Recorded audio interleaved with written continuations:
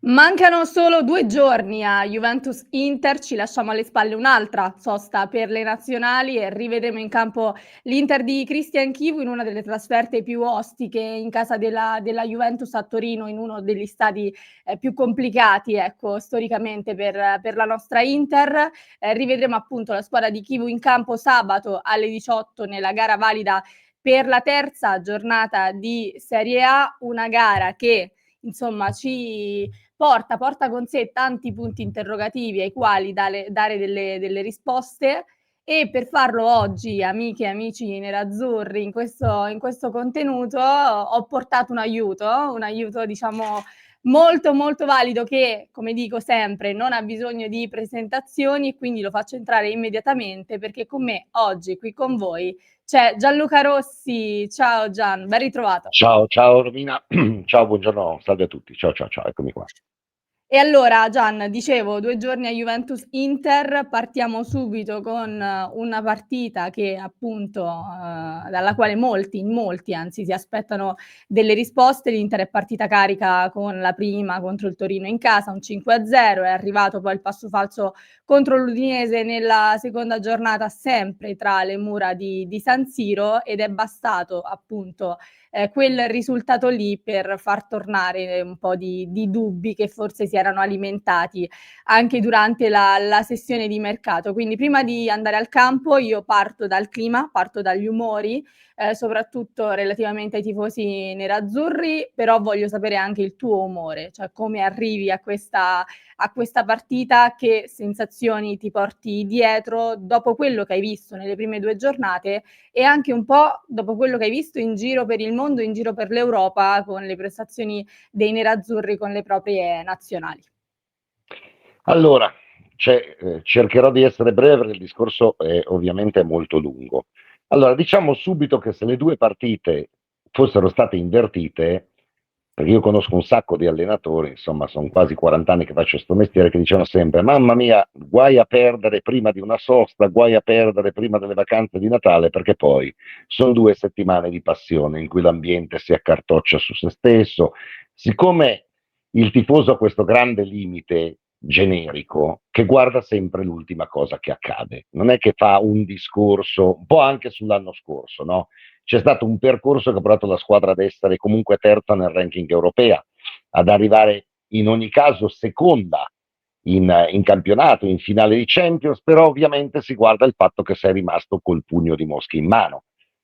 Poi ovviamente chi non è tifoso dell'Inter e non è in grado di vantare la propria squadra, che magari arriva quarta, ottava, ha fatto come parola d'ordine il tifo contro per interposto squadrone, quindi le Cinque Pere, il Paris Saint-Germain, che è una roba un po' da sfigati. Quando sei fuori, tu non sei protagonista, cosa fai? Tifi contro l'Inter. Ad essere onesti, lo fecero anche i tifosi dell'Inter in più di un'occasione, quando magari la Juve vinceva continuamente o il Milan faceva le finali di Champions. Ricordo insomma che quando per esempio vinsero 10 partite il Milan di Berlusconi, Papeni in panchina, pallone d'oro che non poteva giocare, perdono col Marsiglia la finale dopo averne vinte 10, e ovviamente c'è lo sfottò da parte degli interisti e stavolta è avvenuto il contrario. Quello che ho notato è che l'ambiente, secondo me, non ha capito, non riesce a razionalizzare una cosa fondamentale, che grazie allo sforzo che è stato fatto in questi anni, ovviamente le basi sono state poste da Zhang, tutti vorremmo ancora uno che spende 500 milioni, chi se ne frega del bilancio e poi finisce gambe all'aria. Però oggi non è più possibile. Devo dire che comunque Octree ha tenuto botta, perché insomma tra una storia e l'altra negli ultimi 4 anni sono stati 7 trofei, certi alcune mancate, le finali di Champions secondo me sono andate oltre le aspettative, ma la gente le ha intese quasi come una regola. Quindi oggi le aspettative sono talmente alte per cui l'Inter è sempre comunque condannata a vincere. Secondo me invece, Romina, quest'anno c'è una grande novità, che per tutta una serie di ragioni l'Inter non deve essere più condannata a vincere. Cioè il Napoli ha 5 giocatori nel costo rosa nei primi 10, proprio a livello ammortamento ingaggio. C'era uno studio che ha fatto insomma calcio e finanza molto bello, cioè l'Inter ha solo Lautaro come top in questa ideale classifica dei 10. Oggi è il Napoli la squadra da battere, la squadra che deve avere addosso tutta la pressione, non è più l'Inter. Solo che la gente continua a non capire che il ciclo è finito, Il ciclo di Inzaghi bisogna metterselo in testa, è finito semplicemente perché non c'è più Inzaghi. Quindi oggi c'è un allenatore che, oltre che essere un amico personale, non ho nessuna difficoltà perché lo sa lui benissimo, che è inesperto, che è una scommessa. Vogliamo chiamarlo ripiego, chiamiamolo pure ripiego. Sono stati fatti un sacco di errori quest'estate nella sottovalutazione di Inzaghi, perché il presidente Marotta pensava anche quest'anno che i suoi sfoghi, sì, una pacchetta sulla spalla e poi tranquillo Simone, ti facciamo il mercato, che ovviamente non sarebbe stato il mercato, no, che voleva Inzaghi, andiamo avanti insieme. Invece Inzaghi era arrivato al limite, giusto o sbagliato che sia, quindi si è chiuso un ciclo. E devo dire che il fatto di aver perso in casa con l'Udinese, se fossero state invertite, cioè Inter-Udinese 1-2, vabbè, disastro, capito, alla prima, Sì, alla e prima poi giornata. Inter-Torino 5-0, noi avremmo fatto 2 settimane con Sucic pallone d'oro, con Dumfries hai visto che segna in nazionale, e Bastoni segna in tutte e due le porte in nazionali, ma comunque c'è sempre, e Lautaro figurati se non segna, e che squadrone che abbiamo, e Chivu ha capito tutto, 5 per al Torino, eccetera. Il problema è che le due partite sono state invertite, cioè quell'ultima è finita male, appunto c'erano allenatori che si auguravano di non perdere mai, perché poi 2 settimane di passione. Quindi l'ambiente è accartocciato su se stesso, molto triste, secondo me esageratamente triste. Poi ci sono le reazioni di pancia, no? Da parte di chi magari i protagonisti non sa il loro valore, e via Ausilio, e via Marotta, e via questo, e via quell'altro. Sai che io non è che abbia molti peli sulla lingua, dopo 40 anni dico via loro, cioè andate via voi. Cioè l'Inter non è per tutti, se deve essere accompagnata da tutta questa negatività, anche no, voglio dire, tornate quando ci sarà, tanto tornano sempre poi, quando ci sarà da tirare fuori il bandierone, che magari non verrà tirato fuori immediatamente purtroppo, perché oggi tu sei un outsider, cioè bisogna avere l'accettazione di questa realtà di fondo. Poi come si sta dentro, e dentro sai, come sempre i rientri dei nazionali, mi sembra che i nazionali complessivamente siano andati bene, Sì. addirittura sembra che sia risuscitato Zelinski, ma capito, vabbè, ma sono quelle cose. Adesso poi vedremo anche, ecco, le questioni di campo. Solo una cosa, Gian, su questo Sì, discorso che facevamo, perché tu hai detto una cosa vera. È vero che il tifoso si fa influenzare sempre dall'ultima sempre, o cosa dal che legge. rivale o dall'ultima roba che vede. Esatto. Un Ma la classico. la domanda che ti faccio è: secondo te potrebbe in questa situazione qua, diciamo, aver inciso e quanto in realtà, perché sicuramente ha inciso, però voglio sapere da te quanto ha inciso anche un po' tutta la gestione del mercato, un po' una No, panoramica no, su no, questa io cosa da parte tua, perché mi sembra che ci sia un po' di malcontento generale certo, per certo. come è andata l'estate, per tutte quelle che erano le aspettative che poi sono state smontate e poi di fatto questo malcontento si riflette sui risultati. Quindi al primo passo falso sommi le cose e succede quello che stiamo vedendo in queste settimane. Ecco, Allora, no, andiamo con ordine, se no sembra che. Allora, io sono delusissimo dalla vicenda Lookman, che secondo me, l'ho dichiarato varie volte in televisione, nelle interviste, sui social, ma voglio dire, lo sanno benissimo, a parte che appena lo rivedo, glielo dirò, cioè io sono stato delusissimo da come è stata gestita la vicenda Lookman. Cioè, allora, vogliamo ripercorrere insieme gli errori dell'estate. Primo errore, quello di ritenere sempre, e questo è un errore di fondo che ha fatto il presidente Marotta, di sopravvalutare un po' se stesso, o meglio, più che se stesso l'Inter, e sottovalutare Chivu. Scusami, Inzaghi. Cioè Inzaghi quest'estate veniva da 3 espulsioni e 9 ammonizioni, era fuori dalla grazia di Dio in campionato, voleva un appoggio della società, e l'Inter ha sempre avuto questa cosa molto borghese di trattarlo in questo modo. Senti, sei tu che devi sempre ringraziare di essere qui. Non è che siamo noi Inter, noi siamo più grandi di te, Simone Inzaghi. E invece si è perso di vista, secondo me, che nel ciclo che ha fatto Inzaghi, al di là di quello che non ha vinto, perché poi il tifoso dell'Inter è convinto che l'Inter debba vincere il campionato, Coppa Italia, Supercoppa, Champions League, Festival di Sanremo, Wimbledon, Giro d'Italia, Coppa America, e vabbè, ma non funziona così se non sui loro divani alla PlayStation. Però indubbiamente io credo che Marotta, siccome l'ho scatenato un po' io il casino lì, l'ho scatenato io il casino, ma nel senso che il 31 maggio io ero quell'intervista lì ha fatto il giro del mondo, insomma, quando Marotta sposta l'asta facendo incazzare tutti per venire verso di me, perché io gli voglio dire, dico, Beppe, guarda che Inzaghi sopra noi eravamo sotto, ha appena detto che non sa se sarà in America con la squadra. E lui ovviamente strabuzza gli occhi, poi siccome è un attore consumato, e ne ha viste più di Bertoldo, dice ma sì, ma sono i soliti sfoghi, adesso poi ci parliamo. Ma veramente secondo me loro hanno sottovalutato, infatti poi quando ci fu l'incontro di martedì, Inzaghi arriva senza procuratore e lì so che c'è stata l'agitazione massima, oddio, ma allora stavolta fa sul serio.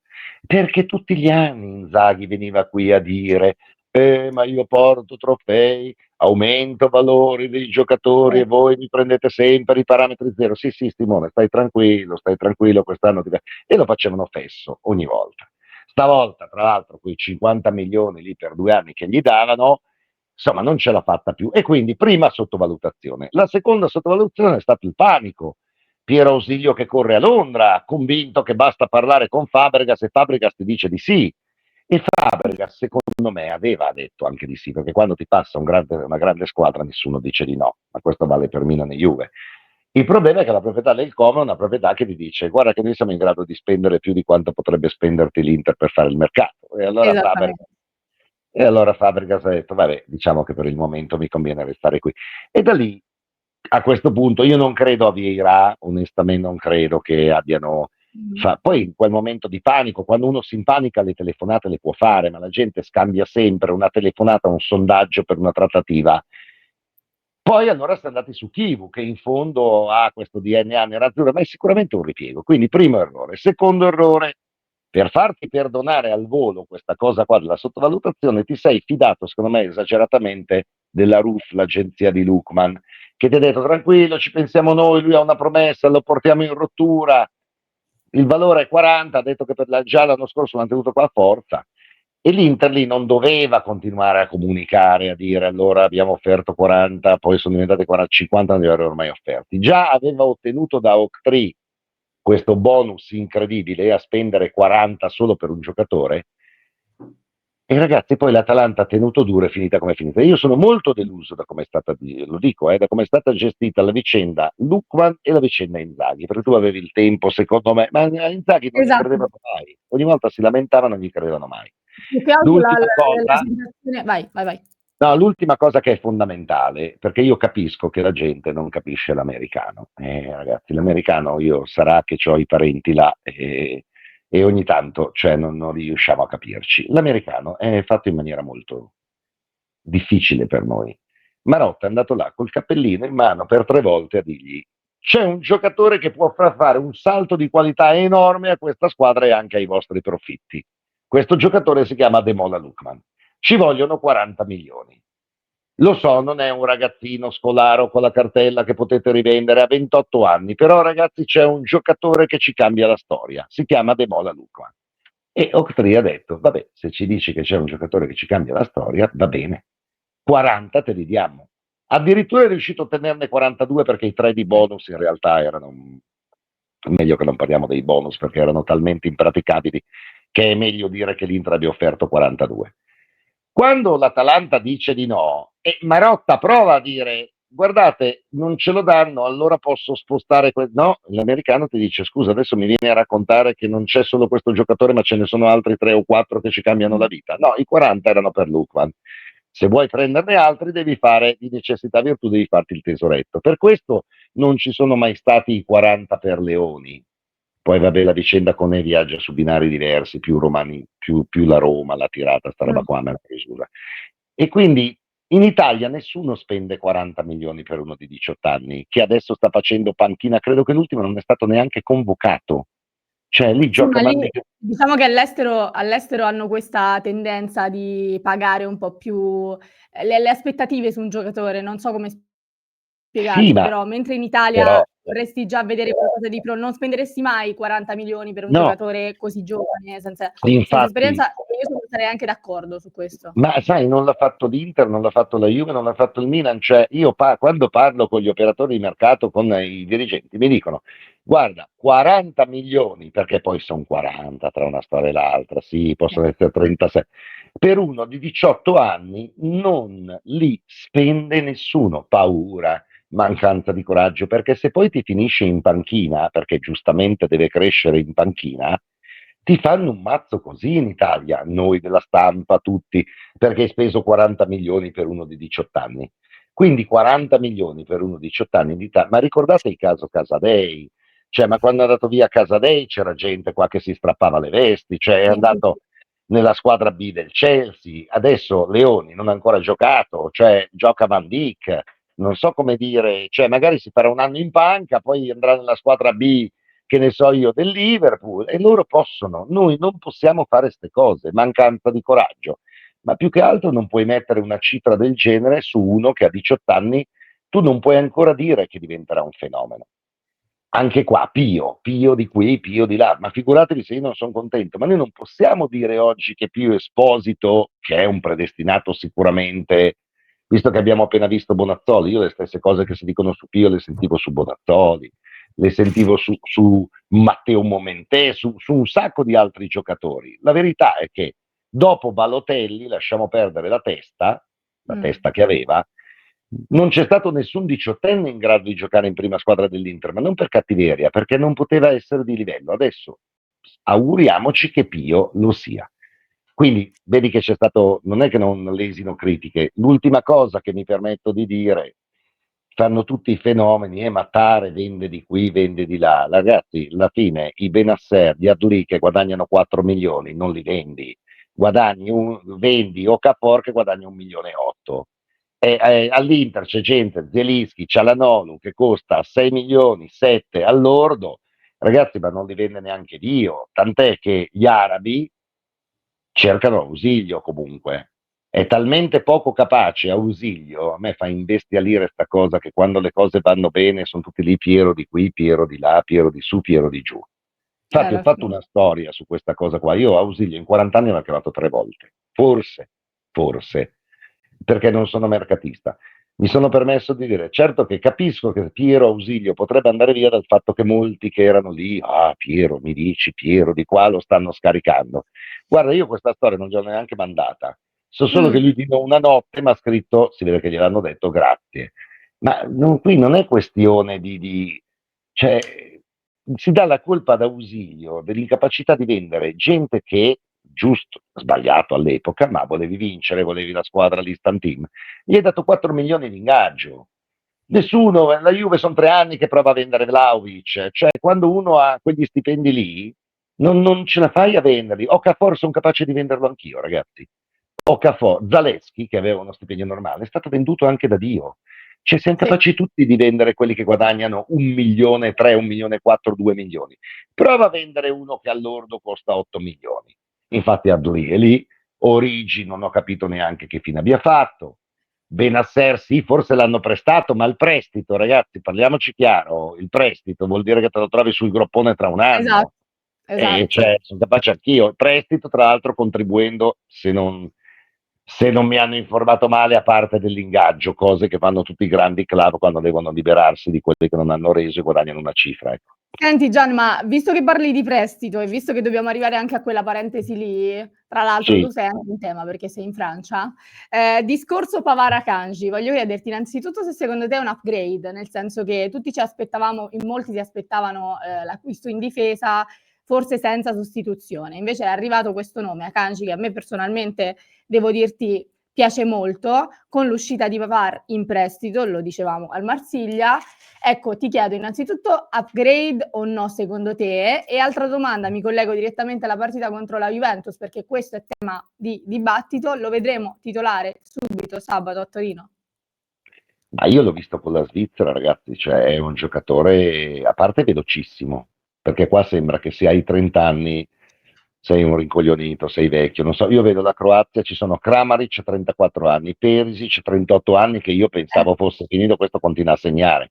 Esatto. Vabbè, Modric ha appena fatto 40 anni, gioca tranquillamente, ovviamente protetto, non riesco a capire, ma Pavard ha 29 anni e Akanji 30, ma è la gente che guarda, ci sono dei vini, adesso io non è che me ne intenda molto, che magari lì è il contrario, sono più giovani, sono più buoni dei vini magari che sono invecchiati, cioè Allora, se non si capisce che Pavard non è partito per ragioni tecniche, a me dispiace, però ragazzi, io, siccome mi hanno ripreso, sono stato forse, mi hanno ripreso tutti che ho detto una cosa che sanno tutti, solo che io non vado in giro la notte, quelli che me lo dicono vanno in giro la notte, però poi non hanno il coraggio di dirlo loro, allora dicono a me, siccome io mi fido, cioè Pavard, mentre la squadra litigava in America, era a giocare a padel a Portocervo. E questo Quando l'abbiamo visto Lautaro, tutti. insomma, quando Lautaro esplode, non esplode solo per Cialanoglu che continua a dire che non vuole, non si sa cosa vuol fare, poi Marotta è proprio bravo a indirizzare tutto il fuoco su Cialanoglu, perché tanto era lui che continuava a fare anche lì Cialanoglu, un giorno voglio andare, no, un giorno non vado. Io amo i Lautaro che ti dicono in faccia quello che pensano, cioè, hai capito? Non usano i social, cioè Ciala, ogni volta il padre dice ah, che bello sarebbe andare al Galatasaray, poi però fa La marcia moglie. indietro e dice no, però io non ho mai detto di voler andare via. Era questo che chiedeva Lautaro, chiarezza e professionalità. E Pavard fa questa cosa qua, ma fosse solo quella. Purtroppo, ragazzi, diciamo che Milano by night, a quanto mi dicono, insomma, Pavard era uno che si divertiva, ma quello chi se ne frega, non è tanto quello perché ieri in Zaghi hanno chiuso 200 discoteche, però poi in Diciamo campo che si era rotto qualcosa all'interno dello non spogliatoio, lo perché so. mentre gli altri faticavano altrove, magari A me Pavard sembra che lui non abbia, mentre il primo anno lo ha fatto bene, perché niente da dire, ma il sì, primo anno l'hanno fatto tutti. Il secondo, secondo me, l'Inter non è mai stata al vertice dei suoi pensieri, questo voglio dire. E ci sono tutti questi infortuni che non si capiva, era sempre mezzo fuori, però non si, no, ma rientra, no, però non può ancora rientrare. Insomma, ragazzi, diciamoci la verità, Pavard non viene ceduto per motivazioni tecniche, viene ceduto, tra l'altro in prestito, quindi bisognerà vedere se poi il Marsiglia lo riscatterà, esatto. perché a un certo punto, secondo me, non aveva il calcio, in particolare l'Inter, come prima occupazione. E hai preso uno che comunque è di fama internazionale, insomma, a Istanbul, a Kanji, è lui che dà Sì, avvia sì, l'azione, esatto. cioè il giocatore che può fare tre ruoli molto duttile, ti può permettere di passare alla difesa a 4. Anche qui poi non riesco a capire perché Bastoni, che in nazionale gioca a 4, sembra che non si potrà mai giocare a 4 nell'Inter. Invece adesso con Akanji si può anche giocare a 4. Cioè si Mh. possono fare un sacco di cose. Io sono molto contento di questo acquisto. E bisognava tenere anche Pavard. E ragazzi, sì, certo che bisognava tenere anche Pavard, però probabilmente non c'erano più gli strumenti. Insomma, lui mi sembrava abbastanza scollegato, ma non tanto dai ragazzi, perché poi Dici dal progetto in generale. sì, perché quando il capitano tuona, oh, qui bisogna, va bene divertirsi, ma alziamo le chiappe, e, insomma, c'erano un po' troppi infortuni, un po' troppe cose. Ogni tanto avevo qualche mia amica, insomma, giovane come te, che mi diceva, oh, ieri sai che c'era Pavardi qua, e dico, vabbè, sì, ma erano le 2, allora comincia a dire. E non lo so, capitava spesso questa cosa qua, siccome penso che non mi raccontino delle balle, anche se io non sono mondano, insomma, diciamo che Pavard come Teo Hernandez erano due che a un certo punto non credo che siano cessioni per motivi tecnici, perché nessuno cede questi due campioni del mondo, eccetera, per ragioni tecniche. Quindi c'era qualcosa in più che purtroppo in qualche modo ha influito negativamente.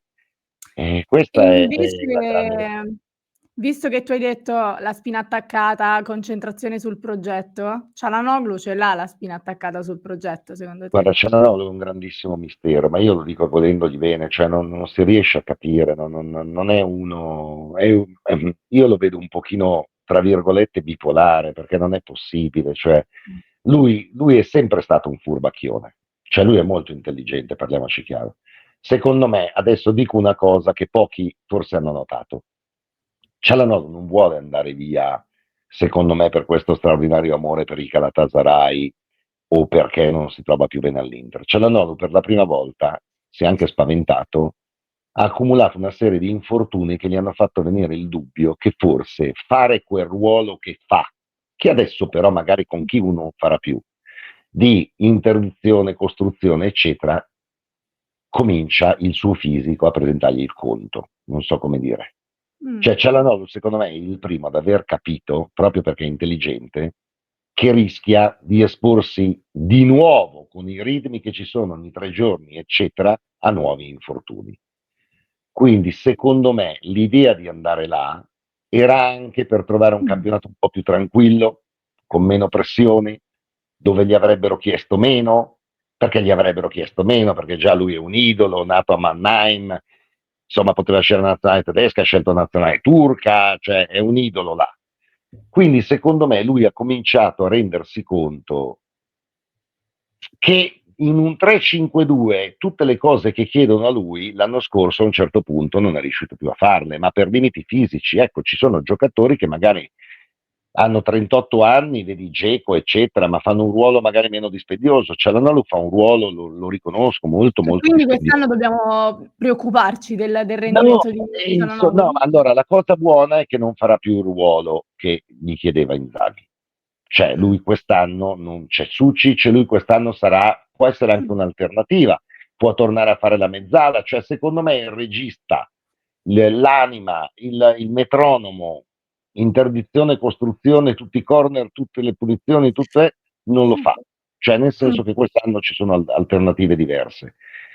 Poi, sai, non si riesce a capire perché un giorno ti dice no, ma io non ho mai pensato ad andare via, si abbraccia con Lautaro, no, ma non farei mai io l'impegno, nessuno gli aveva detto che non si era impegnato. Anche lì un furbacchione, perché Lautaro ha detto solo, poi giusto o sbagliato, a me piacciono quelli che parlano in faccia, dite se chi so io mi dica se vuole restare o non vuole restare. La risposta di Pavard che gioca a padel a Porto Cervo era abbastanza chiara. Non me ne frega niente di restare, cioè voglio dire, se mi vendete trovatemi una collocazione, infatti credo che sia contento adesso di essere al Marsiglia. E Cialanoglu l'ha buttata subito sull'impegno, no, ma io non mi sono... Ma nessuno ti ha detto che non ti sei impegnato, ti stiamo solo dicendo se in questo momento ci sei ancora con la testa, ma io lo sto difendendo dicendo che magari è una questione fisica, che lui non può dire ovviamente. Cioè, secondo me lui in questo campionato comincia a capire che la sua carriera rischia un po' di accorciarsi. Giocherà meno, poi se c'è con la testa non c'è, questo non sono in grado di dirlo, perché sai, poi magari al primo assist di Lautaro per Cialanoglu e viceversa, sarà banda di nuovo. Però lui è strano anche quando viene dal Milan all'Inter, non capisco perché i tifosi del Milan ce l'abbiano con me. Cioè ogni tanto o fa apposta, hai capito, a Vabbè, ignorare, ma sono no, dichiarazioni standard un po' cioè, se tu così. chiedi a Cialanoglu andiamo a cena, lui ti dice sì, però fammi un attimo, cioè lui si tiene sempre, capito, un ex strato. Ogni cosa che dice, se ci fai caso, ogni dichiarazione di Cialanoglu c'è sempre salvo diversa disposizione, come c'è sul codice penale o civile, no? Cioè si fa così, però No. attenzione perché, che va bene, cioè Lautaro è uno, oh, se stai qua ti impegni, se no vai, che è devastante, Diretto. però io amo la gente così, perché questi qui che hanno sempre le mezze, cioè fa venire quelli del Galatasaray che non hanno un soldo, e ovviamente dall'Inter li hanno buttati giù dalle scale, cioè non è che puoi chiedere in prestito Cialanoglu, se lo vuoi, loro si erano uccisi economicamente con l'operazione Osimhen, non hanno potuto farlo. Magari torneranno alla carica, per carità di Dio. Non Continuano a lo so. parlarne come se fosse quasi Ho scontato che capito, però il problema è che l'Inter poi è Newcastle, cioè l'americano ha una cosa positiva, che a un certo punto se ti dice tu mi devi dare 15, poi magari scendono a dire sì, ma non è che te lo do gratis, i turchi vengono qua, Pavard lo prendiamo noi in prestito, Sommer lo prendiamo noi in prestito e Cialanoglu in prestito. Oppure a titolo gratuito, regalategli il cartellino, ma non è un modo di fare perché giustamente ti buttano giù dalle scale. Noi non è che andiamo, anche noi proviamo ad andare, si va dal Parma e si dice: Senti, Leoni, facciamo così, me lo dai in prestito, poi vediamo come va, il mal che vada te lo restituisco. E giustamente di là ti dicono di no. Guarda l'Atalanta che si è tenuta un depauperamento pazzesco di asset per una questione di principio, e adesso voglio anche vedere che è il mio grande cruccio. Io, cioè, Ademola Lookman che non è venuto all'Inter, è il mio grandissimo cruccio, molto più un po' del quello di difensore, tutti, un po' quello di posso dire, tutti. ma molto più del difensore, perché io non sono così convinto che questa difesa, che l'anno scorso è stata comunque la seconda, basta che passino 6 mesi e non ci sono più. Cioè, vedo che prendono gol tutti, ragazzi, tutti prendono gol, dai, su. Quindi. Senti, Cialanoglu titolare sabato? Bella domanda, non so come stanno dal rientro, cioè, sai, adesso è un po' difficile perché sono rientrati tutti martedì, mercoledì, giovedì. In nazionale è andato male lui, però, sai, Spagna è andato male anche Ildiz, cioè Spagna, Turchia 6-0, non è un po' come Italia-Israele, no? 5-4, sono quelle partite che non è che sono indicative. Non lo so, può essere, cioè, anche perché adesso per il momento capisco le difficoltà di Kivu, cioè lui vorrebbe cambiare le cose, ma questa è gente che per 4 anni ha sempre fatto lo stesso compito. Devi Sai, disabituarli, l'ha detto lui in conferenza stampa, deve esatto, essere cioè, bravo a disabituarli. e cominciare a dirgli, ciao, improvvisamente qui è cambiato tutto, quindi non facciamo più colazione con la tazza, ma beviamo alla fontanella. E questi sono 4 anni che sono abituati con la tazzina, eccetera, non è che ti seguono, ma non per cattiveria, non è che riescono a capire subito. Quindi onestamente ci può stare che vai con l'Inter dello scorso anno. Poi quella è una partita, parliamoci chiaro, Romina, quella è una partita che non si capisce perché. Cioè, io ho sempre detto l'Inter le può vincere tutte e 37 tranne a Torino con la Juve, Esatto. ma perché c'è una macumba, cioè non ci si è vinto neanche, voglio dire, forse quella volta su rigore di Cialanoglu, quando si era all'inseguimento del Milan nello scudetto 22, ma ci si è perso l'anno scorso, si pareggia Sì, sempre. solitamente è proprio il campo C'è un peggiore. campo, siamo qua Ultime ancora a 6 ricordare Stramaccioni, cioè no? La vittoria di Stramaccioni, quello lì è un campo cioè, misterioso, cioè dove tu, sì. perché altri riescono bene o male, l'Atalanta ogni tanto riesce a vincere, mi ricordo anche l'Udinese, il Milan, noi è una roba, quel campo lì che non si capisce, è una roba che non si capisce, non ho mai capito io, cioè quindi brutto. Vedremo che succederà sabato. Senti Gian, poi ti libero perché ti sto Sì, sì, no, rubando vai tanto tranquillo. tempo. Ho 2 domande dal club, almeno 2 domande dal Sì, club sì, certo. devo No, no, ma girartele. io non ho problemi. Dico al Dal club, nostro club di posso, Pastorini. posso dire al club una Certo, devi. raccomandazione? Allora, lo so che fa male dirlo, ma io sapete che dopo 40 anni la cosa buona di essere anziano è che a un certo punto ti sviluppi una certa razionalità. Preparatevi, preparatevi, non sto dicendo che accadrà. Secondo me l'Inter, lo dico subito, io sono ottimista, farà un campionato comunque da protagonista, poi vincere purtroppo vince uno. Quindi io non è che dico, oddio, quest'anno chissà se arriviamo quarti, cioè io vedo che secondo me possiamo essere, e magari quello che è successo all'Inter l'anno scorso succede al Napoli quest'anno, e magari pronta ad approfittarne c'è l'Inter. Però ecco, siate pronti su una cosa, questo devo dirlo, che al termine di questo turno di campionato la distanza dalla vetta potrebbe anche aumentare. E questa è la verità, ragazzi. Cioè, se vogliamo, perché sennò i bimbi si preoccupano, dobbiamo prenderlo in considerazione, proprio perché c'è Juve e Inter. Però non è che se alla terza giornata anche io sono a 7 punti è finito il mondo, eh. Cioè, vorrei chiarire questa cosa qua. Però teniamo, Il rischio dramma è dietro l'angolo, però tu e dici bene, Gian, teniamo assolutamente. presente che questa cosa qua potrebbe anche capitare, ma non è una tragedia. Insomma, le tragedie sono altre. Perché poi non vorrei che se vincessimo riprende l'ubriacatura tipo Inter-Torino, no? Andiamo un po' noi su quella scia Ragazzi, lì, un po' di tendenzialmente ce equilibrio, l'abbiamo. ragazzi, un po' di equilibrio, non sappiamo niente di questa stagione. Mi dicono sempre sarà una stagione complicata. Vorrei sapere, io seguo l'Inter dall'88-89, vorrei sapere quando non è stata una stagione complicata per l'Inter, perché onestamente, cioè, è sempre ogni anno è Sì, complicata. è Ma sempre stata sempre, così. per il tifoso, anche se sei avanti 20 punti, però devi stare attento perché è complicato. Guarda che Matteo, la seconda stella in questo, insegna, perché anche nel periodo in cui poi cioè nella stagione in cui poi abbiamo vinto la seconda stella, appena si pareggiava una partita o appena succedeva come qualcosa no? A febbraio la Juve era era lì, dietro eh. l'angolo. A febbraio la Juve era lì e quindi era già complicato. E tutti pensano alla marcia trionfale, ma in realtà non è stato proprio così. Ma anche lo Eh sì. scudetto di Conte era davanti il Milan inizialmente. E mi dicono tutti, Gianluca, sarà una stagione complicata. Ho capito.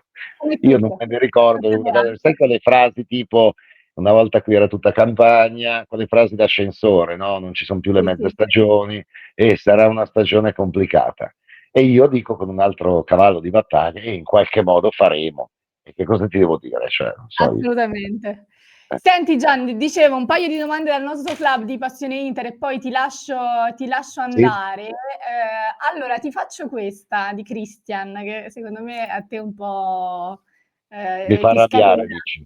Vediamo, vediamo. Lui dice: "Mi farebbe piacere sapere, da Gianluca Rossi, che è più vicino alla squadra, se è reale la confusione sul progetto che si percepisce da parte di noi tifosi, oppure le cose sono indirizzate a tenere alto il livello sportivo anche con investimenti importanti."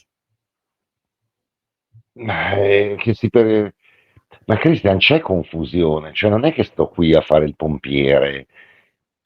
E- scusate, esci da 4 anni di un certo tipo. Giusto o sbagliato, ragazzi, in 4 anni, diciamoci la verità, perché qua la memoria storica, tu eri 30° nel ranking, oggi sei il terzo in Europa, oggi sei la testa di serie, ti rispettano tutti, dico cazzo l'Inter, cioè voglio dire, il Milan è diventata quelle squadre che in Champions League guardi, hai capito, come il Ferencváros, cioè sui libri di storia. E questa è la verità. Oggi l'Inter è la miglior squadra italiana, la squadra italiana più nota, la squadra italiana più forte, la squadra italiana più rispettata a livello europeo. È certo che poi chi non è coinvolto, l'escluso, chi sta fuori, chi va alle feste e non gli fanno mettere neanche i dischi, vedi il mondiale per club, 5 pere, 5 pere, certo, non hai niente di tuo da vantare, è logico che il tuo unico scopo nella vita è la disgrazia altrui, perché tu non Certo. ci sei fino a settembre 2026. Il cugino di campagna non farà una partita in Europa, ma sapete quanto ci vuole a settembre 2026? Cazzo, un anno sul divano. Ma sapete l'incubo di stare un anno sul divano? Qua la gente perde la Trebisonda. Con questo all'Inter certo che c'è confusione, certo che anche loro, però gli investimenti abbiamo capito che con Octree ti avevano dato 40 per Lukman, insomma poi non te li hanno voluti spostare su un altro. Dobbiamo sempre fare con quello che abbiamo. Certo, l'anno prossimo bisogna cambiare 5 giocatori, grazie a Dio un certo tesoro è stato messo da parte per gennaio, se c'è da correre a prendere Upamecano, invento adesso, non è l'Inter di Moratti, quindi ogni volta adesso tu devi ripartire, ricostruire insomma delle cose. Questo è un po' il canto del cigno dei vari Darmian, Mkhitaryan, magari Cialanoglu ha già cantato, purtroppo, insomma bisognerà per forza tenere botta in quest'ultimo anno, ma che ci sia uno stato di confusione, ragazzi, ma uno stato di confusione, voi guardate sempre casa, ma il Milan c'è uno stato di confusione, cioè Allegri adesso vabbè, Allegri ha preso Rabiot che è un grande giocatore, quell'altro ha preso Yashari che si è fatto male, quell'altro, cioè, al Milan sono in tre che decidono, ognuno va per conto suo e i tifosi sono giustamente incazzati. Sì. Alla Juventus i tifosi sono giustamente incazzati perché ogni anno spendono 100 milioni, alla fine dovevi vendere Vlahovic, adesso l'eroe è diventato Vlahovic, non hai preso Kolo Muani, io non ho preso Lupa. Cioè Romina, io parlo col tifoso del Milan, è imbestialito dal mercato, parlo col tifoso dell'Inter, è imbestialito dal mercato, parlo col tifoso della Juve, è imbestialito dal mercato, parlo col tifoso della Roma, è imbestialito dal mercato, persino quello del Napoli che ha avuto quasi tutto dice beh però manca un vice laterale sinistro vabbè ragazzi ho capito però hai visto adesso si è fatto male Lukaku, bisognerà vedere Højlund che già è andato male e non abbiamo un vero centravanti, perché dar via Raspadori, perché dar via Simeone, cioè se parli col tifoso non fa mai bene niente, quindi io dico Christian, l'unica cosa di base che si può fare è non vedere tutto con questa negatività. Io credo che la squadra ci sia, ragazzi, per fare un campionato di vertice, lo dico sinceramente. C'è, c'è. E secondo me, ripeto, l'anno scorso sono mancate molto le seconde linee, perché questa è la verità. Insomma, almeno questo mi volete dire, al di là va bene, non è arrivato il difensore, però magari a Kanji un trentenne che fa la differenza, no? Poniamo che No, potrebbe anche andare bene, non male. Almeno su questo, sul fatto che Pio Esposito dia più di Correa e Bonnini. Bonnì dia più di Arnautovic, almeno su questo, e forse Mkhitaryan quinta punta aggiunta da più di Taremi, forse, Almeno su questo, dai, dovete essere, almeno su questo siate ottimisti, almeno su questo. Senti, visto che stiamo appunto parlando del supporto, dell'ottimismo dei tifosi, c'è un'altra domanda nel club che riguarda un tema di cui poi ho parlato anch'io recentemente, perché essendo andata a San Siro nelle prime 2 giornate, mi Mm. sono insomma imbattuta in un clima Che un po' crisi? particolare, No, no. relativamente ovviamente alla curva nord. Io voglio sapere da te un po', ecco, se hai qualche No, no, informazione. ma io, guarda, non ho nessuna difficoltà, però ho fatto un video editoriale sul mio canale YouTube che so che è stato molto apprezzato, perché semplicemente ho detto la verità. Allora, Romina, sai che io sono l'autaro del giornalismo, cioè Per questo te lo chiedo Gian, per se devo questo te lo dire a chiedo. uno che mi sta, ho anche pagato di persona un po', cioè se io devo dire, guarda, quello lì mi sta sulle palle, non ci parlo, ma lo capiscono anche in trasmissione, no? Io parlo con alcuni, con altri neanche gli rivolgo la parola. Insomma, sono trasparente, non riesco a fingere. Allora, su questo tema sarò molto chiaro. Io ho una grossa pecca nella mia vita. Cosa devo fare? Io, attenzione, non sono mai stato una volta in vita mia in curva. Mi dispiace. Quindi io, non essendo mai stato, io da bambino mi portavano ai distinti, il figlietto di papà, no, ricco, e andavo al parterre ai distinti, questione Quindi io, a differenza di tanti soloni che parlano di curva e di oltre, io non conosco il fenomeno e siccome non lo conosco, lo dico subito, non sono in grado di capire le dinamiche. Ripeto, ho questa grande macchia. Non sono mai stato in curva, quindi non conosco come fanno gli psicologi, i sociologi, vi spiego il fenomeno ultra, non lo conosco.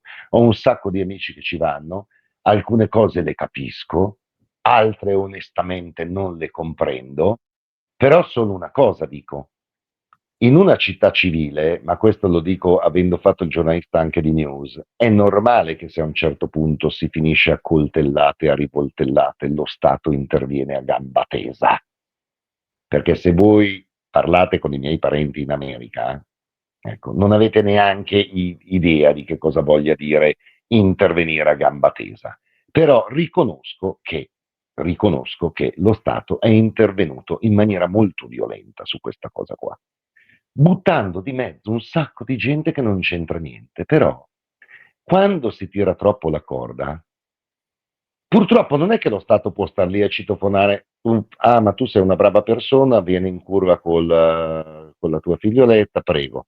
No, tu invece una volta hai tirato, che ne so io, un sasso, no, non vieni. Purtroppo, faccio sempre questo esempio, quando un ubriaco si ribalta sull'autostrada, seguitemi però, un ubriaco si ribalta sull'autostrada, provoca lui per sua responsabilità personale un danno per cui stiamo tutti in coda, pur essendo non responsabili, no? Siamo Sì. responsabili noi del cretino che si ribalta perché beve? No, però stiamo tutti in coda. E allora cosa facciamo in quel caso? Sacramentiamo e aspettiamo che il cretino venga in qualche modo isolato e poi riprendiamo. Non è che scendiamo tutti dalle macchine. Allora io voglio dire, l'ho detto, cioè, se mi dite sola non la lascio mai.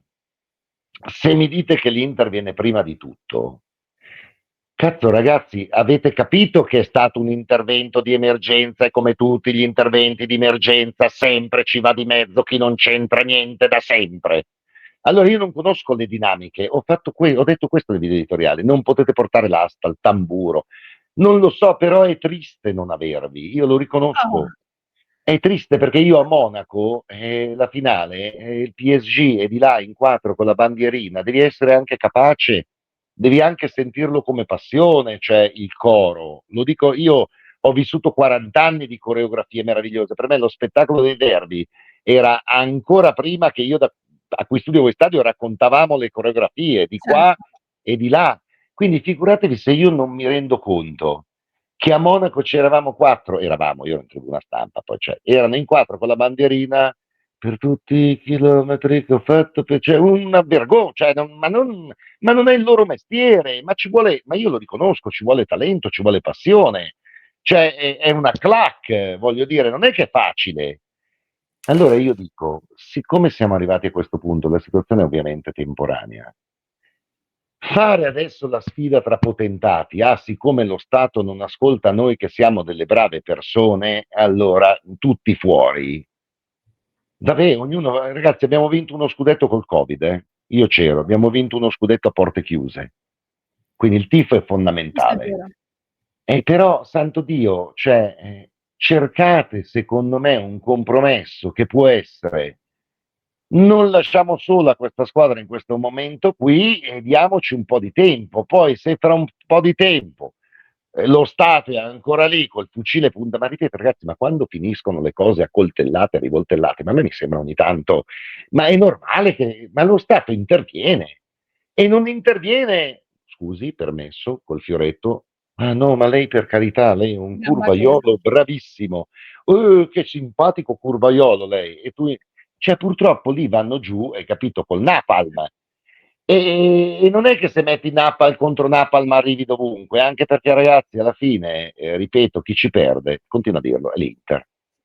Guarda, Adesso, prima hai detto è no, triste e io aggiungo anche triste e controproducente, cioè è e lo tristissimo so, perché però io sono un fanatico della libertà. Io sono cresciuto, ho studiato legge proprio perché fossero, a mio giudizio, conservati. Ognuno tifa come vuole. Se a un certo punto la tua risposta è: basta, per me l'Inter non è la cosa più importante, che ci sta, ragazzi, ma credo che tutti abbiano le loro questioni personali prima dell'Inter, mi auguro, cioè adesso no, uno c'ha la famiglia, gli affetti, il lavoro. Basta che non mi dite l'Inter viene prima di tutto, sola non la lascio mai, perché ci sono casi in cui, ma ci sta, E io non mica dico che non ci siano delle ragioni. Quindi si hanno deciso di lasciare sola l'Inter e l'Inter se la dovrà cavare da sola.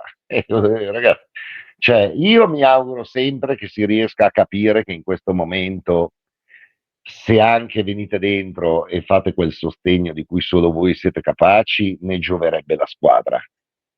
Però se tu hai deciso che a un certo punto continua a fare l'esempio dell'autostrada, quello che si ribalta mette in coda tutti gli altri che non c'entrano non niente. c'entra Quindi niente. so bene che c'è un sacco di gente che non c'entra niente.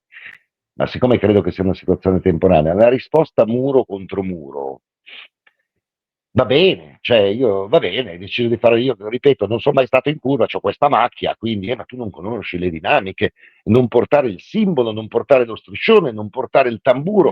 Ragazzi, ho capito, vabbè, alla fine quindi cosa mi state dicendo? Non si tifa e quindi ci va di mezzo l'Inter. Va bene, Questo è come quanto dicevo sì. prima, in qualche modo faremo, cosa devo fare? In qualche modo faranno, insomma, ecco. Ultimissima Gian, rapida, me ne hanno mandate diverse, ma te ne chiedo una. Visto che prima l'abbiamo menzionato rapidamente, però è un nome che insomma è molto sulla bocca di tanti interisti per entusiasmo. Pio Esposito nel contesto Inter, se pensi che potrà avere il giusto spazio come l'ha avuto Ildiz l'anno scorso. Rapidamente proprio, 2 battute, Gian. Io penso che se è quello che dicono sì, penso che se è quello che dicono sì. Anche perché oggi si gioca in 16, ragazzi, non si gioca più in 15, una cosa che nessuno capisce, non si gioca più in 11, si gioca in 16. E quindi io credo che se, perché a 18 anni non lo conosci, le asticelle sono alte, però anche a me sembra uno che sa il fatto suo, onestamente. Cioè mi sembra, devo dire, un bel predestinato, assolutamente sì. Siamo d'accordo. Gian, ti libero, ti Ciao, ringrazio per grazie, ciao a tutti. questa per il tempo che ci hai dedicato a noi di Passione Inter, a noi del club. Ci risentiamo presto insomma, ci vediamo allo stadio, ci risentiamo presto. Grazie mille, Volentieri, Walter. una buona giornata. Grazie mille a Gianluca Ciao a Rossi. tutti, Ciao ciao a Gian, tutti, viva grazie davvero. l'Inter. Ciao, ciao, Ciao, ciao, ciao. sempre. Ciao. E allora ragazzi, dopo questa fantastica intervista a Gianluca Rossi, che ringraziamo ancora per la disponibilità, io vi lascio, vi ricordo l'appuntamento in live sempre alle 19:30 come ogni giorno sui canali di Passione Inter, sul canale di Passione Inter, il club di Passione Inter. Oggi abbiamo girato un po' di domande, potete prendere parte al nostro club di interisti da tutto il mondo. Io ne approfitto anche per lasciare un video, un approfondimento al link in descrizione per chi ci sta ascoltando in podcast, e se invece ci state seguendo su YouTube vi basta cliccare qui.